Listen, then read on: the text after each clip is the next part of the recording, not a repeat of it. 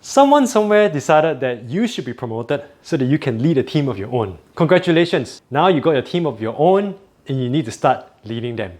You are off to a great start in your leadership journey. And then it hits you that you don't actually know much about leadership to begin with, and you are struggling to accept yourself as a leader. But you need to do the job and you need to succeed because your team now depends on you. What are you going to do? This video is all about how to accept yourself as a leader. Let's get started.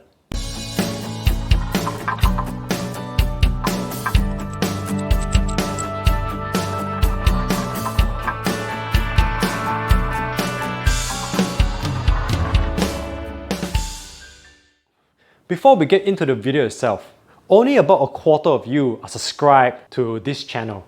So to not miss out and to get the latest video when it comes out to help you in your leadership journey, click on the subscribe button. Thank you.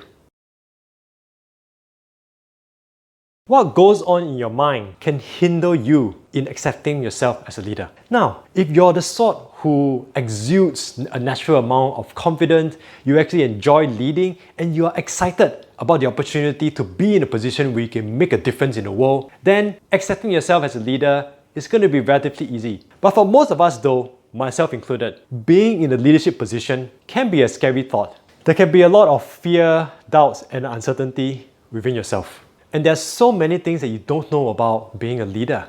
There may be habits and mindsets that you need to change. To make things worse, there may be a lack of support in terms of mentoring or formal training for first-time leaders in your organization. It essentially feels like you've been thrown into the deep end and left to sink or swim. Here's what you need to know. You're focusing too much on yourself, especially on your fears, doubts, and uncertainties.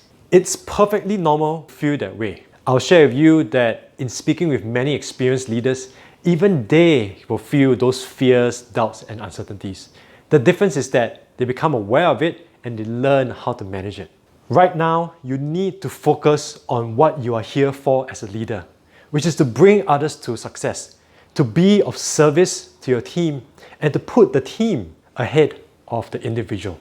Start by knowing and embracing these responsibilities, and that's when you start to accept yourself as a leader. Even as you are focused on leading your team and being of service to them, one of the challenges that you will face until you reach a point whereby you accept yourself as a leader is this whole idea of feeling like an imposter. Think about it. From day one, you are expected to lead your team. When you're new to leadership, it's easy to confuse being a leader with being a manager and being a boss.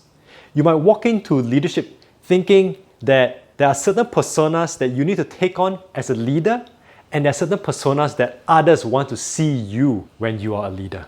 You're trying hard to be someone that you're not, and you forget to be yourself, when being yourself is what really matters as a leader. And that's why you sometimes get this feeling that you're faking it, that you're being an imposter. And this feeling of being an imposter can stay with you for a long time. I would know. I've been there. That is why when you're new to leadership, you need to have role models who can show you what leadership is. Get feedback from these role models, feedback from your team, and inputs from others who know what it is to be a leader.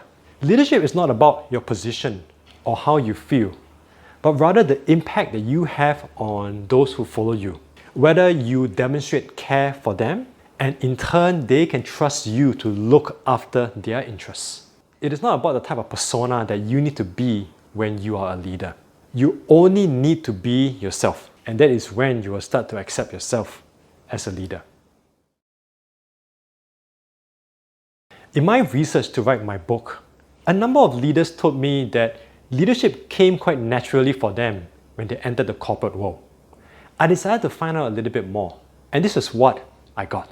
Many of these corporate leaders started out leadership in their formative years, in school, helping out in the community as youth leaders, or some of them may have been siblings where they needed to be responsible for the family. Those formative years gave them the necessary training in order to understand what leadership is and to be themselves when leading. So maybe you don't have the same kind of experiences or background as some of these leaders, but it doesn't mean that you can't use the ideas here. You may find that the stakes are pretty high in your workplace and you need to get things right. Still, you have a desire to get those leadership experiences as quickly as possible. And there are actually plenty of opportunities outside of work where you can get those leadership experiences. Consider helping out in professional associations or in your community as a local leader. When you gain those experiences outside of work and start accepting yourself as a leader in that domain, you can then bring that experience and that acceptance back into your workplace. Many first-time leaders start out not knowing much about leadership. This creates a lot of uncertainty, and as a result, it makes it difficult for them to be able to display the necessary confidence to actually lead. The one good thing is that leadership is a skill, and like any skill, it can be learned. Speak to your organization about getting some formalized training. Find mentors and role models that you can get in touch to learn more about leadership from their perspective.